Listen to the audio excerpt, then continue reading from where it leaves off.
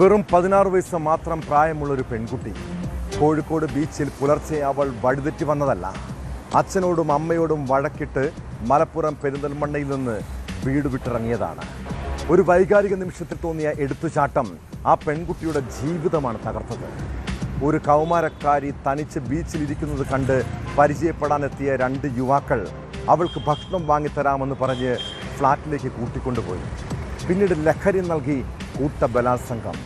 കേസിൽ 4 പേർ പോലീസിന്റെ പിടിയിലായിട്ടുണ്ട്. സംഭവത്തിൽ കൂടുതൽ പേർ ഉൾപ്പെട്ടിട്ടുണ്ടോ എന്ന് പോലീസ് സംശയിക്കുന്നു. മാതാപിതാക്കളുമായി വഴക്കിടുന്ന ഒരാവേശത്തിന് എടുത്തു ചാടുന്ന കുട്ടികൾക്ക് ഈ പെൺകുട്ടിയുടെ കഥ ഒരു പാഠമാകണം.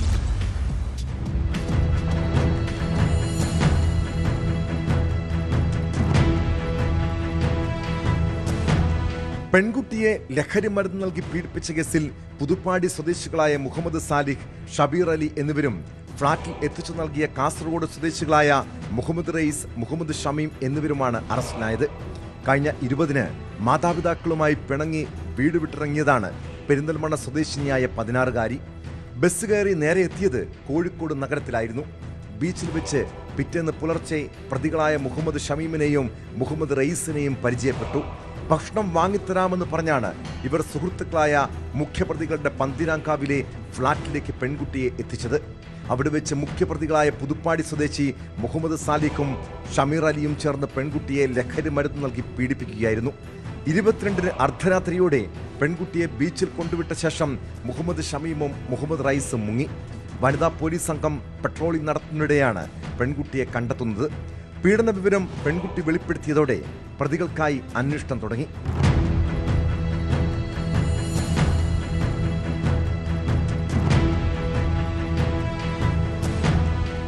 പിന്നീട് പെൺകുട്ടി നൽകിയ വിവരമനുസരിച്ച് ഫ്ളാറ്റ് തിരിച്ചറിഞ്ഞ പോലീസ് പ്രധാന പ്രതികളായ മുഹമ്മദ് സാലിഹിനെയും ഷമീർ അലിയെയും കഴിഞ്ഞ ദിവസം അറസ്റ്റ് ചെയ്തിരുന്നു.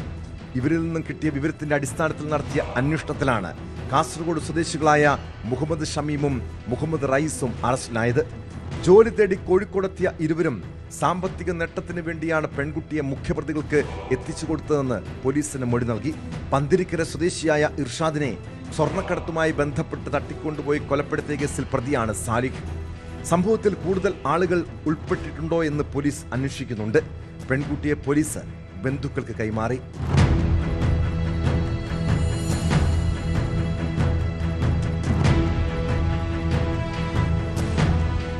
ന്യൂസ് 18 കോഴിക്കോട്. ഭിന്നശേഷിക്കാരായ മക്കളെ മാതാപിതാക്കൾ എത്രത്തോളം കരുതലോടെയാകും വളർത്തുക. പക്ഷേ ഒന്ന് കണ്ണു തെറ്റിയാൽ അവർ പല ചതിക്കുഴികളിലും വീഴാം. കണ്ണൂർ തളിപ്പറമ്പിൽ അമ്മയോടൊപ്പം ആശുപത്രിയിലെത്തിയ ഭിന്നശേഷിക്കാരിയായ പെൺകുട്ടിയെ പീഡിപ്പിക്കാൻ ശ്രമിച്ചത് സെക്യൂരിറ്റി ജീവനക്കാരനാണ്. അമ്മ ഡോക്ടറെ കാണാൻ മുറിയിൽ കയറിയപ്പോഴാണ് പ്രായപൂർത്തിയാകാത്ത പെൺകുട്ടിക്ക് ദുരനുഭവം ഉണ്ടായത്. സംഭവത്തിൽ കേസെടുത്തതിന് പിന്നാലെ ഒളിവിൽ പോയ സെക്യൂരിറ്റി ജീവനക്കാരനെ കണ്ടെത്താൻ പോലീസ് അന്വേഷണം ഊർജിതമാണ്.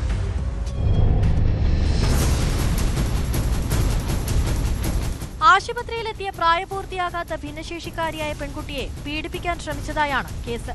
തളിപ്പറമ്പ് താലൂക്ക് ഗവൺമെന്റ് ആശുപത്രി സെക്യൂരിറ്റി ജീവനക്കാരനായ വിമുക്ത ഭടൻ പയ്യാവൂർ സ്വദേശി പ്രദീപ് കുമാറിനെതിരെയാണ് കേസെടുത്തത്. ഈ മാസം 22-നാണ് കേസിനാസ്പദമായ സംഭവം.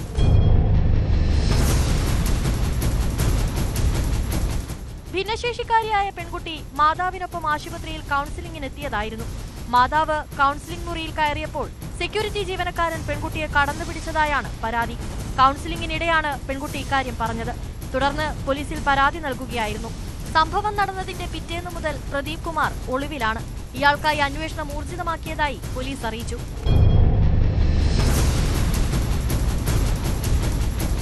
ന്യൂസ് 18 കണ്ണൂർ. ശബരിമല സ്വർണ്ണക്കൊള്ളയിൽ ആരാണ് ഉന്നതൻ? എ പത്മകുമാർ ഉദ്ദേശിച്ച ദൈവതുല്യൻ ആരായിരിക്കും? മുൻ ദേവസ്വം മന്ത്രി കടകംപള്ളി സുരേന്ദ്രനിലേക്കാണ് സംശയമുണ്ട് നീളുന്നത്. അതോടെ കടകംപള്ളിയെ പ്രത്യേക അന്വേഷണ സംഘം ചോദ്യം ചെയ്തു. അതീവ രഹസ്യമായി കഴിഞ്ഞ ശനിയാഴ്ച നടന്ന ചോദ്യം ചെയ്യലിനെ കുറിച്ച് കടകംപള്ളി പറഞ്ഞത് ഇങ്ങനെയാണ്: ചില കാര്യങ്ങൾ ചോദിച്ചറിഞ്ഞു, പറയാനുള്ളത് പറഞ്ഞു. ദൈവതുല്യൻ വേട്ടനായ്ക്കളല്ലെന്നായിരുന്നു പത്മകുമാറിന്റെ പ്രതികരണം. ദേവസ്വം ബോർഡ് മുൻ പ്രസിഡന്റ് PS പ്രശാന്തിനെയും SIT ചോദ്യം ചെയ്ത് വിട്ടയച്ചിട്ടുണ്ട്.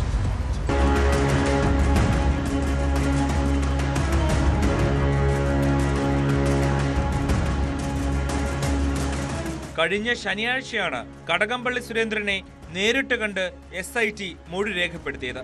കടകംപള്ളിക്ക് പുറമെ ദേവസ്വം ബോർഡ് മുൻ പ്രസിഡന്റ് PS പ്രശാന്തിൽ നിന്ന് SIT മൊഴിയെടുത്തിട്ടുണ്ട്. സ്വർണ്ണക്കൊള്ള കേസിൽ അറസ്റ്റിലായ തിരുവിതാംകൂർ ദേവസ്വം ബോർഡ് മുൻ പ്രസിഡന്റ് A പത്മകുമാറിന്റെ മൊഴി അനുസരിച്ചാണ് അന്വേഷണ സംഘം കടകംപള്ളിയുടെയും മൊഴി രേഖപ്പെടുത്തിയതെന്നാണ് വിവരം. എല്ലാ തീരുമാനങ്ങളും എടുത്തത് ദേവസ്വം ബോർഡാണെന്നാണ് കടകംപള്ളിയുടെ മൊഴി. സർക്കാരിലേക്ക് ഒരു അപേക്ഷയും വന്നിട്ടില്ല. സ്വർണം പൂശാനുള്ള ഒരു ഫയൽ നീക്കവും വകുപ്പ് നടത്തിയിട്ടില്ലെന്നും കടകംപള്ളി SITയോട് പറഞ്ഞു. മുൻ ദേവസ്വം മന്ത്രി എന്ന നിലയിൽ കാര്യങ്ങൾ ചോദിച്ചതായും അറിയാവുന്ന കാര്യങ്ങൾ പറഞ്ഞെന്നുമാണ് കടകംപള്ളി സുരേന്ദ്രൻ മാധ്യമങ്ങളോട് പ്രതികരിച്ചത്. 2019 കാര്യങ്ങളാണ് SIT ചോദിച്ചതെന്നും അദ്ദേഹം വ്യക്തമാക്കി. എനിക്ക് പറയാനുള്ള കാര്യങ്ങൾ അവർ ചോദിച്ചു, ഞാൻ അവരോട് പറഞ്ഞു. താങ്കളുടെ പേരാണല്ലോ ആദ്യം വരുന്നത്. ഒരു പത്മകുമാർ അടക്കമുള്ള പറയുന്നത് താങ്കളുടെ പേരാണ്. അതുകൊണ്ടാണ് ആ വിഷയത്തിൽ എന്തെങ്കിലും മറുപടി? മുഖ്യപ്രതി ഉണ്ണികൃഷ്ണൻ പോറ്റിയെ കടകംപള്ളിക്ക് പരിചയമുണ്ടായിരുന്നതായി പത്മകുമാർ നേരത്തെ മൊഴി നൽകിയതായാണ് സൂചന. ഇതിന്റെ അടിസ്ഥാനത്തിലാണ് SIT കടകംപള്ളിയെ നേരിട്ട് കണ്ട് മൊഴിയെടുത്തത്. അതേസമയം തദ്ദേശ തെരഞ്ഞെടുപ്പ് കാരണമാണ് കടകംപള്ളിയുടെ മൊഴിയെടുക്കാൻ ഇത്രയും വൈകിയതെന്നും ആക്ഷേപമുണ്ട്. അതിനിടെ കേസിൽ സംശയ നിഴലിലുള്ള D മണി, മണിയുടെ സഹായി ബാലമുരുകൻ, പ്രവാസി വ്യവസായിയുടെ മൊഴിയിൽ പറഞ്ഞ മറ്റൊരു ഇടനിലക്കാരൻ വിരുദുനഗർ രാജപാളയം സ്വദേശി ശ്രീകൃഷ്ണൻ എന്നിവരെ SIT ചോദ്യം ചെയ്തു. ഇവരെ വീണ്ടും ചോദ്യം ചെയ്തേക്കുമെന്നാണ് സൂചന. കേസിൽ A പത്മകുമാറിന്റെ റിമാൻഡ് കാലാവധി കൊല്ലം വിജിലൻസ് കോടതി 14 ദിവസം കൂടി നീട്ടി. എല്ലാം അയ്യപ്പൻ നോക്കിക്കോളുമെന്നും കടകംപള്ളി സുരേന്ദ്രനാണോ ദൈവതുല്യൻ എന്ന ചോദ്യത്തിന് ശവംതീനുകൾ അല്ലെന്നുമായിരുന്നു പത്മകുമാറിന്റെ മറുപടി. വേട്ടനായ്ക്കളല്ല, ഏതായാലും വേട്ടനായ്ക്കളല്ല. ഈ എല്ലാത്തിനും സാറിന്റെ പേര് മാത്രമാണ് ഇപ്പൊ അതെ, നോക്കാം. അയ്യപ്പൻ നോക്കിയോളൂ. ഈ കടകംപള്ളിയാണോ ദൈവതുല്യൻ? കടകംപള്ളിയാണോ ദൈവതുല്യൻ? ഏതായാലും ശവന്തീനികളല്ല. കോടതി നടപടികൾ പൂർത്തിയാക്കിയ ശേഷം പുറത്തേക്കിറക്കുമ്പോഴായിരുന്നു പത്മകുമാറിന്റെ പ്രതികരണം. ദ്വാരപാലക ശില്പപാളി കേസിൽ പത്മകുമാർ നൽകിയ ജാമ്യാപേക്ഷയും കോടതി പരിഗണിച്ചു. ജാമ്യാപേക്ഷയിൽ ജനുവരി 7-ന് കോടതി വിധി പറയും.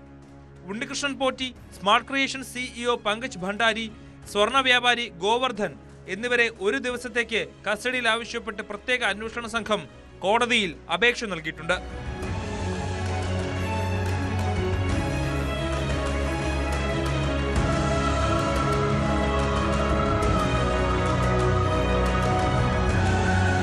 വിവിധ ബ്യൂറോകൾക്കൊപ്പം ന്യൂസ് ഡെസ്ക്, ന്യൂസ് 18.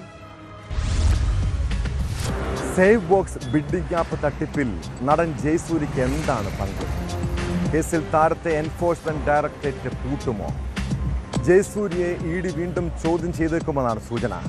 സ്ഥാപനത്തിൽ നിന്നും നടൻ കൈപ്പറ്റിയത് തട്ടിപ്പിൽ നിന്നുള്ള പണമാണെന്ന നിഗമനത്തെ തുടർന്നാണ് നീക്കങ്ങൾ. സേവ് ബോക്സ് ആപ്പ് നിക്ഷേപ തട്ടിപ്പുമായി ബന്ധപ്പെട്ട് അന്വേഷണം കൂടുതൽ താരങ്ങളിലേക്ക് വ്യാപിപ്പിച്ചേക്കുമെന്നും സൂചനയുണ്ട്.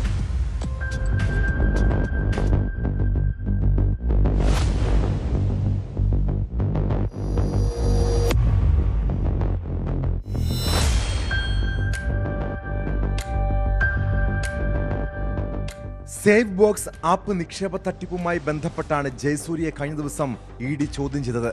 എന്നാൽ തട്ടിപ്പുമായി തനിക്ക് ബന്ധമില്ലെന്നാണ് ജയസൂര്യയുടെ മൊഴി. ആപ്പിന്റെ പരസ്യത്തിൽ അഭിനയിക്കുക മാത്രമാണ് താൻ ചെയ്തത്. പരസ്യത്തിൽ അഭിനയിക്കുന്നതിന് കരാർ പ്രകാരം നൽകേണ്ട തുക തനിക്ക് മുഴുവനായി ലഭിച്ചില്ല. സേവ് ബോക്സ് ആപ്പിൽ മറ്റ് സാമ്പത്തിക ഇടപാടുകളൊന്നും തനിക്കില്ലെന്നും നടൻ പറഞ്ഞു. അതേസമയം ആപ്പുമായി ബന്ധപ്പെട്ട് ജയസൂര്യയ്ക്ക് എന്തെങ്കിലും ബിസിനസ് പങ്കാളിത്തമുണ്ടോ എന്ന് ED അന്വേഷിക്കുന്നുണ്ട്. സേവ് ബോക്സ് ബ്രാൻഡ് അംബാസിഡറാകാൻ ജയസൂര്യയ്ക്ക് കരാറുണ്ടെന്നും ED സംശയിക്കുന്നു. ജയസൂര്യയെ ചോദ്യം ചെയ്യാനായി വീണ്ടും വിളിപ്പിച്ചേക്കുമെന്നാണ് സൂചന. കൂടുതൽ അന്വേഷണത്തിന് ശേഷം കണ്ടുകെട്ടൽ നടപടികളിലേക്ക് കടന്നേക്കുമെന്നും വിവരമുണ്ട്.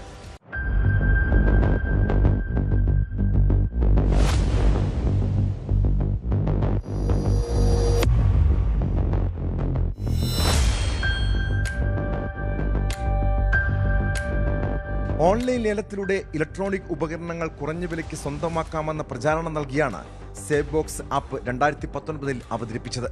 നടൻ ജയസൂര്യ അടക്കമുള്ള സിനിമാ താരങ്ങൾ ആപ്പ് അവതരണ ചടങ്ങിൽ മുഖ്യാതിഥികളായിരുന്നു. തൃശൂർ പോട്ടോർ MK ഗാർഡൻസിൽ താമസിക്കുന്ന വിയൂർ സ്വദേശി സ്വാദിഖ് റഹീമായിരുന്നു സ്ഥാപന ഉടമ.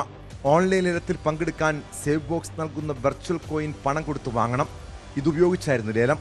സേവ് ബോക്സിന്റെ ഫ്രാഞ്ചൈസി നൽകാമെന്ന് പറഞ്ഞും സ്വാദിഖ് റഹീം പലരിൽ നിന്നും ലക്ഷങ്ങൾ നിക്ഷേപമായി സ്വീകരിച്ചു. മാസം 25 ലക്ഷം രൂപ വരെയും ലാഭവും കമ്പനിയിൽ ഓഹരി പങ്കാളിത്തവുമായിരുന്നു വാഗ്ദാനം. തൃശൂർ കാളത്തോട് സ്വദേശി പരാതി നൽകിയതോടെയാണ് തട്ടിപ്പ് പുറത്തു വന്നത്. ഇയാളിൽ നിന്നും 21 ലക്ഷം രൂപ സ്വാദിഖ് റഹീം നിക്ഷേപമായി സ്വീകരിച്ചിരുന്നു. മറ്റു ചിലരും കൂടി പരാതിയുമായി എത്തിയതോടെ 2023 ജനുവരിയിൽ സ്വാദിഖിനെ തൃശൂർ ഈസ്റ്റ് പോലീസ് അറസ്റ്റ് ചെയ്തു. തുടർന്ന് ഇഡിയും ഇദ്ദേഹത്തിനെതിരെ കേസെടുത്തു.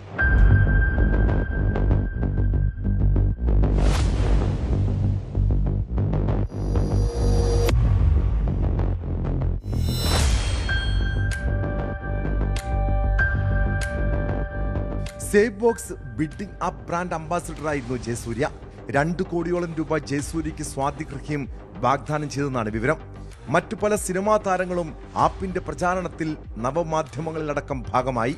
സ്വാദിഖിനും ജയസൂര്യയ്ക്കുമിടയിൽ നടന്ന സാമ്പത്തിക ഇടപാടുകൾ പരിശോധിച്ച ശേഷമാണ് ജയസൂര്യയെ ഇഡി വിളിപ്പിച്ചത്. ഡിസംബർ 24-നും ജയസൂര്യ ഇഡിക്ക് മുന്നിൽ ഹാജരായിരുന്നു. കഴിഞ്ഞ ദിവസം ജയസൂര്യയുടെ ഭാര്യ സരിതയും മൊഴി നൽകാനെത്തി. ജയസൂര്യയുടെ സാമ്പത്തിക കാര്യങ്ങൾ കൈകാര്യം ചെയ്യുന്നത് സരിതയാണ്. ഇതാണ് അന്വേഷണം സരിതയിലേക്ക് നീളാൻ കാരണം.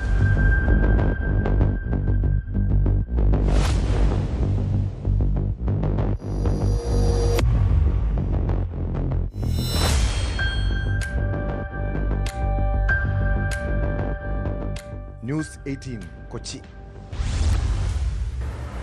പ്രണയപ്രതികാരത്തിൻ്റെ കഥകൾ വലിയ ഞെട്ടലോടെയാണ് നമ്മൾ പലപ്പോഴും കേൾക്കാറുള്ളത്. മനോനില തെറ്റിയ യുവാക്കൾ ഒട്ടേറെ പെൺകുട്ടികളുടെ ജീവിതം തകർത്തിട്ടുണ്ട്. നിരവധി കുടുംബങ്ങളെ തീരാ കണ്ണീരിലാഴ്ത്തിയിട്ടുണ്ട്. 4 വർഷം മുൻപ് മലപ്പുറം പെരിന്തൽമണ്ണയിൽ പ്രണയാഭ്യർത്ഥന നിരസിച്ചതിന് ദൃശ്യ എന്ന പെൺകുട്ടിയെ കുത്തിക്കൊലപ്പെടുത്തിയ സംഭവം ഏറെ കോളിളക്കം സൃഷ്ടിച്ചതാണ്. ആ കേസിലെ പ്രതി വിനീഷ് ഇപ്പോൾ എവിടെയാണ്? കുറച്ചുനാൾ കണ്ണൂർ സെൻട്രൽ ജയിലിലായിരുന്നു. പിന്നീട് മാനസിക പ്രശ്നങ്ങളെ തുടർന്ന് കുതിരവട്ടം മാനസികാരോഗ്യ കേന്ദ്രത്തിലേക്ക് മാറ്റി. ഒടുവിൽ അവിടെ നിന്നും വിനീഷ് ചാടിപ്പോയെന്ന വാർത്തയാണ് കേട്ടത്. ശുചിമുറിയുടെ ചുമർ തുരന്ന് രക്ഷപ്പെട്ട പ്രതിക്ക് വേണ്ടി പോലീസ് വ്യാപകമായി തിരച്ചിൽ ആരംഭിച്ചു.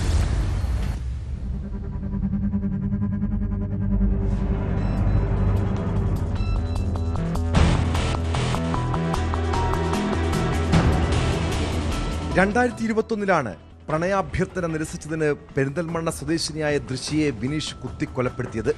ദൃശ്യയുടെ പിതാവിന്റെ വ്യാപാര സ്ഥാപനത്തിന് തീയിട്ട ശേഷമാണ് വീട്ടിൽ അതിക്രമിച്ചു കയറി പ്രതി പെൺകുട്ടിയെ കുത്തി വീഴ്ത്തിയത്.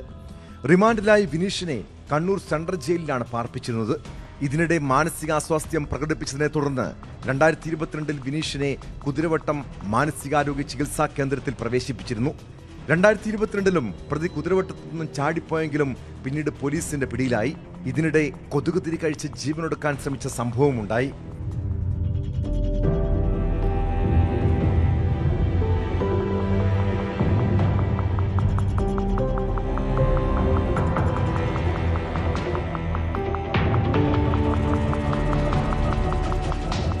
അതിനിടെ വീണ്ടും മാനസികാസ്വാസ്ഥ്യം പ്രകടിപ്പിച്ച വിനീഷിനെ 2 ആഴ്ച മുൻപാണ് കണ്ണൂർ സെൻട്രൽ ജയിലിൽ നിന്നും കുതിരവട്ടത്തെ മാനസികാരോഗ്യ കേന്ദ്രത്തിൽ പ്രവേശിപ്പിച്ചത്. കഴിഞ്ഞ രാത്രി 9 മണി വരെയും പ്രതി മുറിയിലുണ്ടായിരുന്നതായാണ് വിവരം. ഓരോ മണിക്കൂറിലും ഇവിടെ പതിവ് പരിശോധനയുണ്ട്. എന്നാൽ 11 മണിക്ക് പരിശോധനയ്ക്കായി എത്തിയപ്പോഴാണ് വിനീഷ് ചാടിപ്പോയതായി കണ്ടെത്തിയത്. ശുചിമുറിയുടെ ചുമർ തുറന്ന് പിന്നീട് ചുറ്റുമതിൽ ചാടി പുറത്തു എത്തിയാണ് പ്രതി രക്ഷപ്പെട്ടത്. ഉടൻ ജയിലധികൃതർ പോലീസിൽ വിവരം അറിയിച്ചു. നിലവിൽ CCTV ദൃശ്യങ്ങളടക്കം കേന്ദ്രീകരിച്ച് പോലീസിന്റെ തിരച്ചിൽ തുടരുകയാണ്.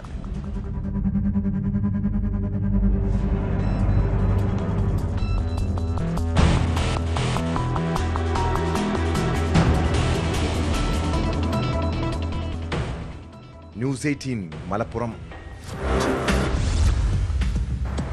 അസമിൽ നിന്നും ഏതാനും ദിവസങ്ങൾക്ക് മുൻപ് തിരുവനന്തപുരം നെയ്യാറ്റിൻകരയിൽ ജോലി തേടിയെത്തിയതാണ് ബിനോയ് ഡോളി എന്ന ചെറുപ്പക്കാരൻ.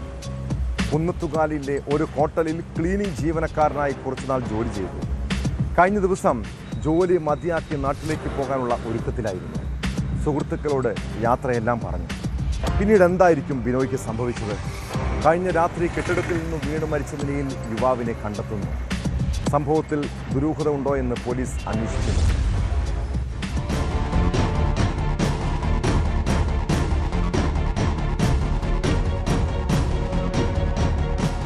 ഒരാഴ്ച മുമ്പാണ് കുന്നത്തുകാലിലെ ഹോട്ടലിൽ ശുചീകരണ തൊഴിലാളിയായി ബിനോയ് എത്തുന്നത്. ജംഗ്ഷനിലെ KSFE ബിൽഡിംഗിന് സമീപത്താണ് മറ്റിതര സംസ്ഥാന തൊഴിലാളികൾക്കൊപ്പം ഇയാൾ കഴിഞ്ഞിരുന്നത്. തിങ്കളാഴ്ച രാത്രി ഹോട്ടലിലെ ജോലിക്ക് ശേഷം മുറിയിലെത്തിയ ബിനോയ് അർദ്ധരാത്രിയോടെ സഹതാമസക്കാരനോട് പുറത്തു പോകുന്നെന്ന് പറഞ്ഞു പോവുകയായിരുന്നു. പുലർച്ചെയാണ് ഇയാളെ മരിച്ച നിലയിൽ നാട്ടുകാർ കണ്ടത്. കെട്ടിടത്തിന്റെ മുകളിൽ നിന്ന് താഴെ വീണ നിലയിലായിരുന്നു മൃതദേഹം. തലയിടിച്ചു വീണ് രക്തം വാർന്നു മരിച്ചതായാണ് പോലീസിന്റെ പ്രാഥമിക നിഗമനം.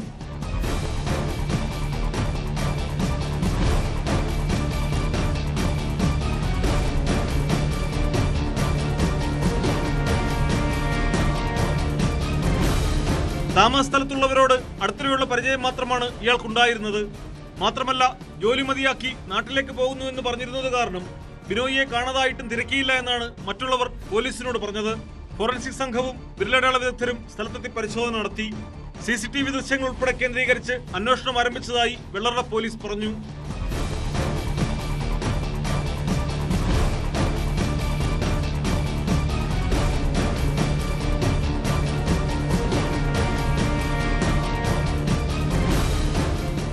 ന്യൂസ് 18 നെയ്യാറ്റിൻകര. കർണാടക ഹൊൻസൂരിലെ മലയാളിയുടെ ജ്വല്ലറിയിൽ നിന്ന് 8 മിനിറ്റ് കൊണ്ട് 8.5 കിലോ സ്വർണം കവർന്ന കേസ്. നാടിനെ നടുക്കിയ ബാങ്ക് കൊള്ളയിൽ 48 മണിക്കൂർ കഴിഞ്ഞിട്ടും പ്രതികളെക്കുറിച്ച് യാതൊരു സൂചനയുമില്ല. ഹൊൻസൂരിൽ നിന്ന് കവർച്ചാ സംഘം രക്ഷപ്പെട്ടത് കേരളത്തിലേക്കാണ്. അങ്ങനെയെങ്കിൽ കേസിൽ മലയാളി സംഘങ്ങൾക്ക് ബന്ധമുണ്ടോ? പ്രതികൾ ജീവനക്കാർക്ക് നേരെ വെടിയുതിർക്കുന്ന ദൃശ്യങ്ങൾ കേസിൽ നിർണായകമാണ്. 10 കോടി രൂപയുടെ സ്വർണ്ണ വജ്ര ആഭരണങ്ങളാണ് കവർന്നതെന്ന് FIR-ൽ പറയുന്നു. സംഭവത്തിൽ പ്രതികൾക്ക് വേണ്ടി പോലീസ് അന്വേഷണം ഊർജിതമാക്കിയിട്ടുണ്ട്.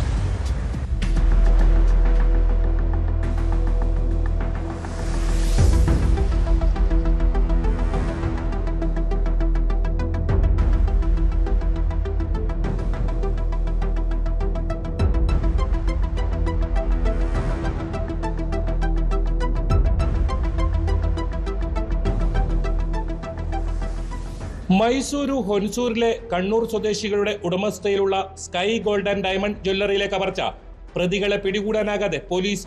സംഘം 8 മിനിറ്റ് കൊണ്ട് 8.5 കിലോ സ്വർണ്ണ വജ്രാഭരണങ്ങൾ കവർച്ച ചെയ്തെന്നാണ് FIR-ൽ പറയുന്നത്. 10 കോടിയുടെ വൻ കവർച്ചയെന്നും FIR-ൽ പറയുന്നു. ഞായറാഴ്ച വൈകിട്ടോടെ മുഖംമൂടി ധരിച്ച് 2 ബൈക്കുകളിലായി എത്തിയ സംഘം ജീവനക്കാർക്ക് നേരെ തോക്കു ചൂണ്ടി ഭീഷണിപ്പെടുത്തിയാണ് കവർച്ച നടത്തിയത്. തടയാൻ ശ്രമിച്ചെങ്കിലും ജീവനക്കാർക്ക് നേരെ സംഘം 2 തവണ വെടിയുതിർത്തു. ഭാഗ്യം കൊണ്ടാണ് ജീവനക്കാർ രക്ഷപ്പെട്ടത്. ഇതിന്റെ ദൃശ്യങ്ങൾ ന്യൂസ് 18 ലഭിച്ചു.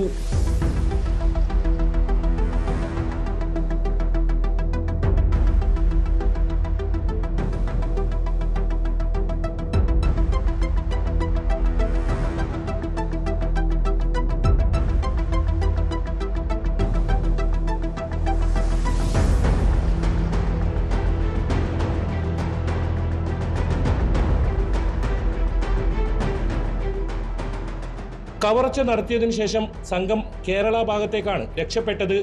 ഇവർ അതിർത്തി വഴി കേരളത്തിലേക്ക് കടന്നതായാണ് സൂചന. അതേസമയം കവർച്ച നടന്ന് 2 ദിവസമായിട്ടും പ്രതികളെക്കുറിച്ചുള്ള സൂചനകളൊന്നും പോലീസിന് ലഭിച്ചിട്ടില്ല. ജ്വല്ലറിയിലെ CCTV-യിൽ നിന്ന് ലഭിച്ച ദൃശ്യങ്ങളിൽ കവർച്ചക്കാരുടെ മുഖം വ്യക്തമാകുന്നുണ്ട്. എന്നാൽ ഇവർ ആരാണെന്ന് കണ്ടെത്താൻ പോലീസിന് ഇതുവരെ സാധിച്ചിട്ടില്ല. 5 അംഗ പ്രത്യേക സംഘത്തെ രൂപീകരിച്ചാണ് അന്വേഷണം. കേരളത്തിന് പുറമെ തമിഴ്നാട്ടിലേക്കും അന്വേഷണം വ്യാപിപ്പിച്ചിട്ടുണ്ട്. കവർച്ചക്കാർ ഹിന്ദിയിലും ഇംഗ്ലീഷിലുമാണ് സംസാരിച്ചത്. ഇത് അന്വേഷണത്തെ വഴിതെറ്റിക്കാനെന്നാണ് അനുമാനം. ആസൂത്രണം ചെയ്ത് നടപ്പിലാക്കിയ കവർച്ചയെന്നാണ് പോലീസ് നിഗമനം.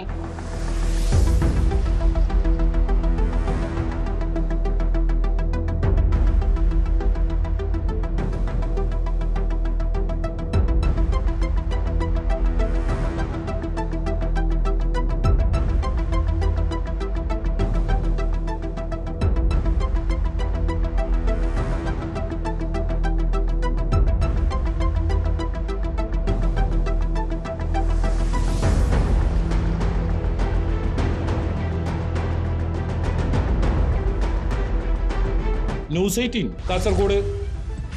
മലപ്പുറം പാണ്ടിക്കാട് പർദ്ദയും മുഖംമൂടിയും ധരിച്ച് പട്ടാപ്പകൽ നടന്ന കവർച്ച.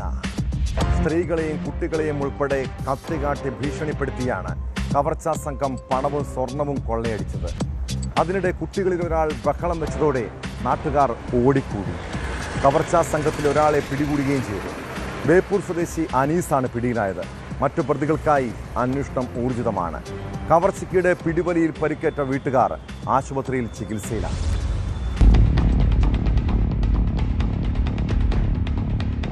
പാണ്ടിക്കാട് പട്ടാപ്പകൽ വീട്ടിൽ അതിക്രമിച്ചു കയറി കവർച്ച നടത്തിയ സംഘത്തെയാണ് നാട്ടുകാർ തുരത്തിയത്. കിഴക്കേ പാണ്ടിക്കാട് കുറ്റിപ്പുളിയിലെ ചക്കാലക്കൽ അബ്ദുവിന്റെ വീട്ടിലാണ് കവർച്ച നടന്നത്. അടുക്കളവാതിലൂടെ അകത്തു കയറിയ സംഘം വീട്ടുകാരെ കത്തികാട്ടി ഭീഷണിപ്പെടുത്തി സ്വർണവും പണവും കവരുകയായിരുന്നു. 75,000 രൂപ വില വരുന്ന സ്വർണവളയും 15,000 രൂപയുടെ മൊബൈലുമാണ് കവർന്നത്. കവർച്ചയ്ക്കിടെ പിടിവലിയിൽ അബ്ദുവിന്റെ ഭാര്യയ്ക്കും മക്കൾക്കും പരിക്കേൽക്കുകയും ചെയ്തു. ഇവർ ആശുപത്രിയിൽ ചികിത്സയിലാണ്.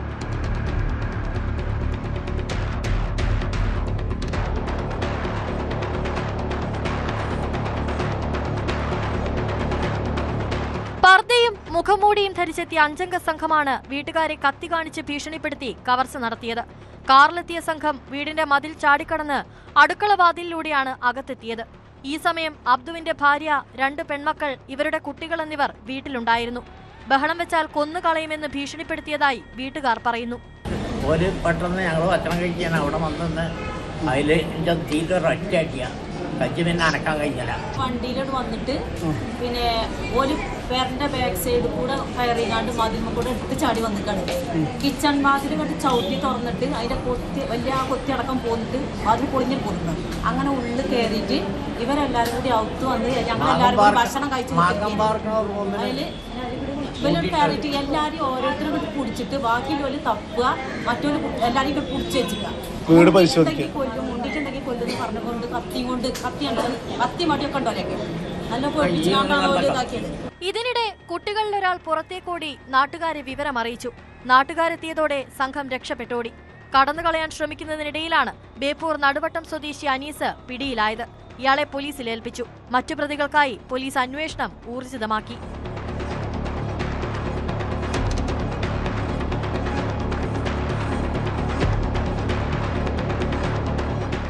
ന്യൂസ് 18 തിരൂർ. കേരളത്തിലെ പല വിനോദസഞ്ചാര കേന്ദ്രങ്ങളിലെയും വികസനത്തിന് തുരങ്കം വയ്ക്കുന്നത് ആ പ്രദേശത്തുള്ളവർ തന്നെയായിരിക്കും. ചിലപ്പോൾ അവിടുത്തെ നാട്ടുകാർ, അല്ലെങ്കിൽ കച്ചവടക്കാരും ടാക്സി ഡ്രൈവർമാരും. ഈ കാഴ്ച ഏറ്റവും കൂടുതൽ കാണുന്നത് മൂന്നാറിലാണ്. മറ്റു ജില്ലകളിൽ നിന്ന് യൂബർ ടാക്സിയിൽ വിനോദസഞ്ചാരികൾ എത്തിയാൽ പ്രാദേശിക ഡ്രൈവർമാർ പ്രശ്നമുണ്ടാക്കും. കഴിഞ്ഞ ദിവസം കൊച്ചിയിൽ നിന്നെത്തിയ യൂബർ ടാക്സി ഒരു സംഘം ഡ്രൈവർമാർ തടഞ്ഞു. ഏതാനും മാസങ്ങൾക്കിടെ നിരവധി വാഹനങ്ങൾക്ക് നേരെയാണ് സമാനമായ രീതിയിൽ അതിക്രമമുണ്ടായത്. Please call the police. നിങ്ങൾ എന്തിനാ പ്ലീസ് കോൾ ദ പോലീസ്. ഇല്ല അല്ല, പോലീസ് പറഞ്ഞിട്ടുണ്ട്. പോലീസ് ഞങ്ങളോട് ഞങ്ങളോട് പറഞ്ഞിട്ടുണ്ട്. ഇതിന് വീഡിയോ എടുക്കാൻ പറഞ്ഞിട്ടുണ്ട്. അതുകൊണ്ടാണ് വിത്ത് പ്രൂഫ്. അതുകൊണ്ടാണ്. ആയിക്കോട്ടെ, ഞാൻ വീഡിയോ എടുക്കാം. ഒന്നും ചെയ്യാൻ. കഴിഞ്ഞ ശനിയാഴ്ചയാണ് പുതിയ സംഭവം അരങ്ങേറിയത്. വെള്ളിയാഴ്ച കൊച്ചിയിൽ നിന്ന് സഞ്ചാരികളുമായി എത്തിയ വാഹനം അടുത്ത ദിവസം മടങ്ങുന്നതിനിടെ പ്രദേശത്തെ ഡ്രൈവർമാർ തടയുകയായിരുന്നു.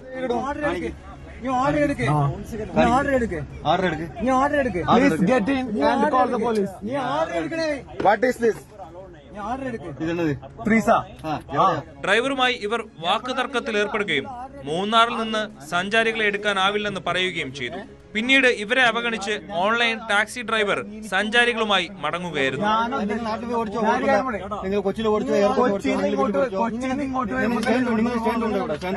ഞങ്ങൾക്ക് സ്റ്റാൻഡ് വേണ്ട, ഊബറിന് 24 രാജ്യങ്ങളിൽ ഊബർ ഉണ്ട്. അത് നിങ്ങൾ നാട്ടിലേക്ക് ഓടിച്ചു. മുഖത്ത് എവിടെ വേണമെങ്കിലും കാണിച്ചു.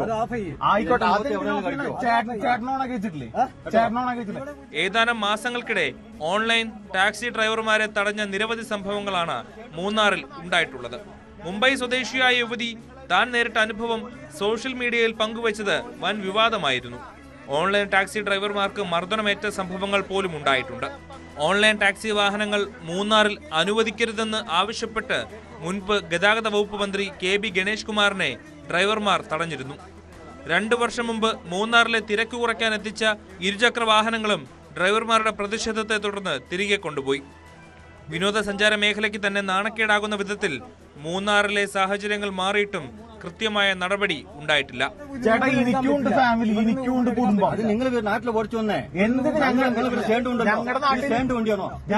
ഞങ്ങളുടെ നാട്ടിൽ നിങ്ങളൊരു പോലീസിനെ വിളിക്ക്.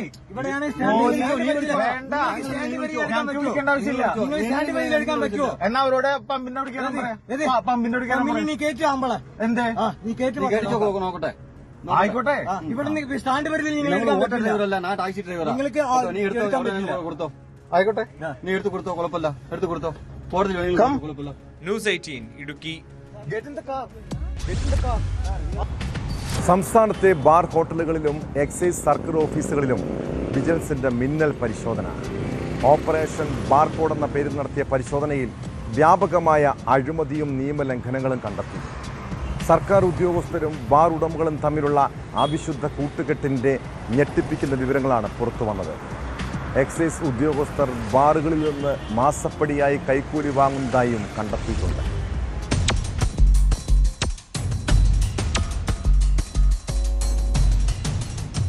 സംസ്ഥാനത്തെ 66 ബാർ ഹോട്ടലുകളിലാണ് ബാർകോഡ് എന്ന പേരിൽ വിജിലൻസ് മിന്നൽ പരിശോധന നടത്തിയത്. പുതുവത്സരാഘോഷം മുന്നിൽ കണ്ട് ബാറുകളിൽ സെക്കൻഡ്സ് എന്നറിയപ്പെടുന്ന വ്യാജ മദ്യവിൽപ്പന നടക്കുന്നുവെന്ന രഹസ്യ വിവരത്തെ തുടർന്നായിരുന്നു നടപടി. ബാറുകളിൽ അളവിൽ കൃത്രിമം കാട്ടുന്നതും വിൽപ്പനാനുമതിയില്ലാത്ത മദ്യം വിൽക്കുന്നതും കണ്ടെത്തിയിട്ടുണ്ട്. പരിശോധനകൾ ഒഴിവാക്കാനായി ചില എക്സൈസ് ഉദ്യോഗസ്ഥർ ബാറുകളിൽ നിന്ന് മാസപ്പടിയായി കൈക്കൂലിയും മദ്യവും കൈപ്പറ്റുന്നതായും കണ്ടെത്തി. ആലപ്പുഴയിലെ ബാറിൽ നിന്ന് എക്സൈസ് ഡെപ്യൂട്ടി കമ്മീഷണർക്കും റേഞ്ച് ഇൻസ്പെക്ടർമാർക്കും കൈക്കൂലിയായി നൽകിയ 3,56,000 രൂപയുടെ രേഖകൾ പിടിച്ചെടുത്തു. വയനാട് കൽപ്പറ്റ എക്സൈസ് സർക്കിൾ ഓഫീസിലെ ഉദ്യോഗസ്ഥന്റെ അക്കൗണ്ടിലേക്ക് UPI ഇടപാടിലെത്തിയ 3,50,000 രൂപ സംബന്ധിച്ചും പരിശോധന തുടരുകയാണ്.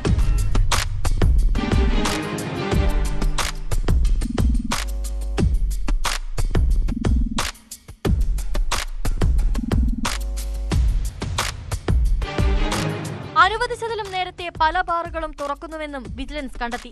1 മണിക്കൂർ നേരത്തെ ബാറുകൾ തുറന്നു പ്രവർത്തിക്കുന്നതായാണ് കണ്ടെത്തൽ.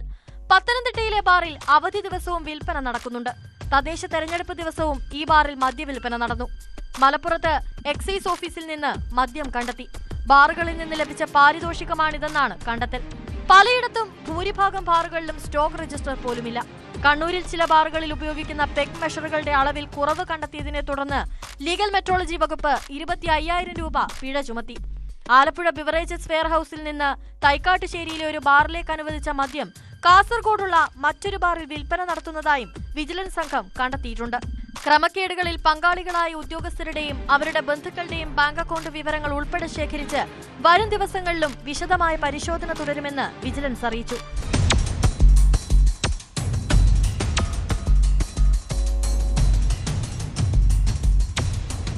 ന്യൂസ് 18 തിരുവനന്തപുരം.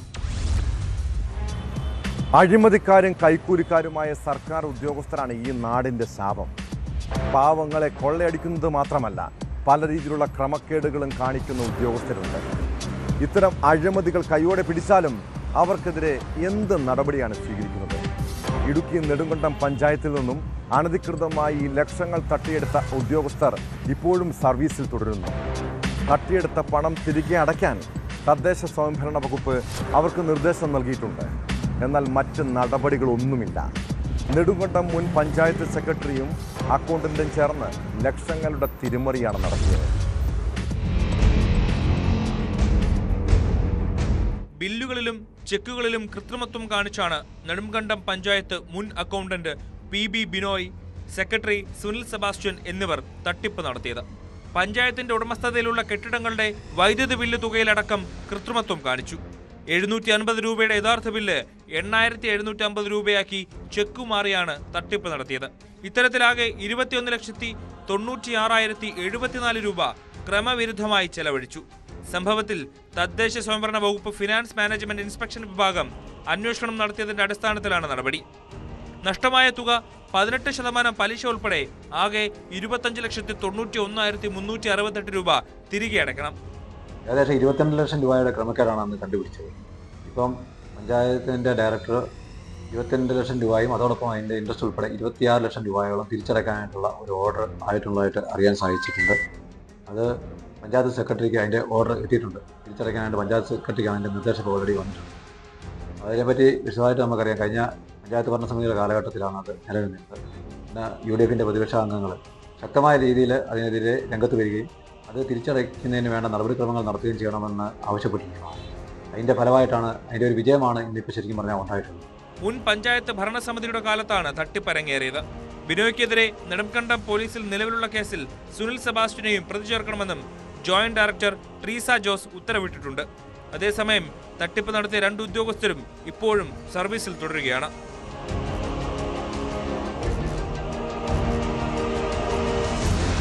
ന്യൂസ് 18 ഇടുക്കി. ഇടുക്കി കരുണാപുരത്തും സമീപ പ്രദേശങ്ങളിലും ചന്ദനമോഷണം വ്യാപകമാവുകയാണ്. സ്വകാര്യ വ്യക്തികളുടെ പുരയിടത്തിൽ നിന്നാണ് ചന്ദനമരം മോഷ്ടിക്കുന്നത്. കഴിഞ്ഞ ദിവസം കരുണാപുരം സ്വദേശി രാജേഷിന്റെ കൃഷിയിടത്തിൽ നിന്ന് മരം മുറിച്ചെങ്കിലും തടിക്കഷ്ണങ്ങൾ കൊണ്ടുപോകാൻ കഴിഞ്ഞില്ല. വീട്ടുടമയുടെ പരാതിയിൽ പോലീസും വനവകുപ്പും കേസെടുത്ത് അന്വേഷണം തുടങ്ങിയിട്ടുണ്ട്.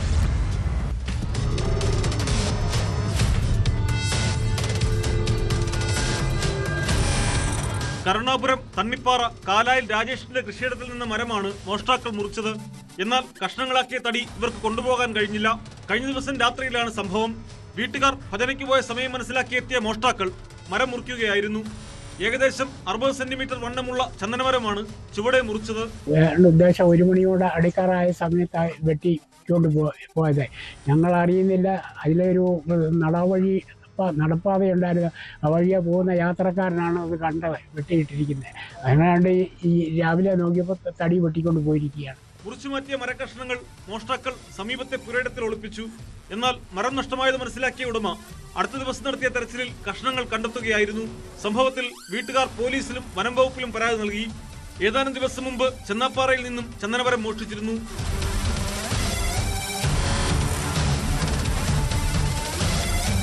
ന്യൂസ് 18 ഇടുക്കി. കുറ്റകൃത്യങ്ങളുടെ മറ്റു ചില വാർത്തകൾ ചുരുക്കത്തിൽ. മാവേലിക്കര തഴക്കരയിൽ നിന്ന് വിദ്യാർത്ഥിയെ കാണാനില്ലെന്ന് പരാതി. വലിയതറയിൽ ഷിബുവിന്റെ മകൻ 17-കാരനായ അഭിനന്ദ് കൃഷ്ണയെയാണ് കാണാതായത്.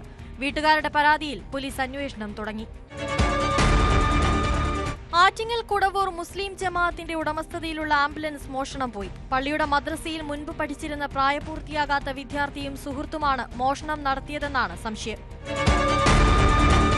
ക്ഷീരസംഘം കള്ളക്കേസ് നൽകിയെന്നാരോപിച്ച് പാൽ തലയിലൂടെ ഒഴിച്ച് കർഷകന്റെ പ്രതിഷേധം. കൊല്ലം പരവൂർ കൂനയിൽ പാൽ സൊസൈറ്റിയിലാണ് ക്ഷീരകർഷകനായ വിഷ്ണു പ്രതിഷേധിച്ചത്.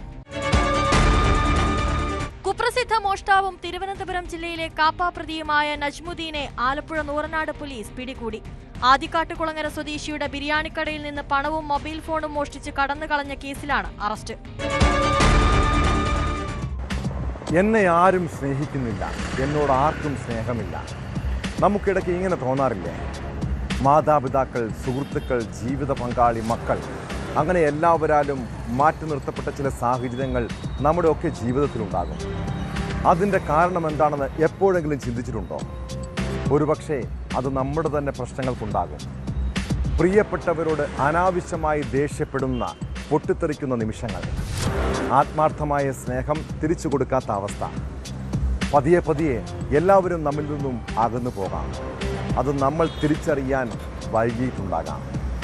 സ്നേഹം നഷ്ടപ്പെടുമ്പോഴാണ് നമ്മൾ ഒറ്റപ്പെടുന്നത്, അക്രമകാരികളാകുന്നത്. നമ്മുടെ പ്രിയപ്പെട്ടവരെ ഉള്ളുതുറന്ന് സ്നേഹിച്ചു നോക്കുകയും തീർച്ചയായും അത് തിരിച്ചു കിട്ടുന്നേ. ചില മാറ്റങ്ങളാണ് നമ്മുടെ ജീവിതത്തെ കൂടുതൽ സുന്ദരമാക്കുന്നത്. ഇതോടെ പോലീസ് പെട്രോൾ പൂർണ്ണമാകുന്നു.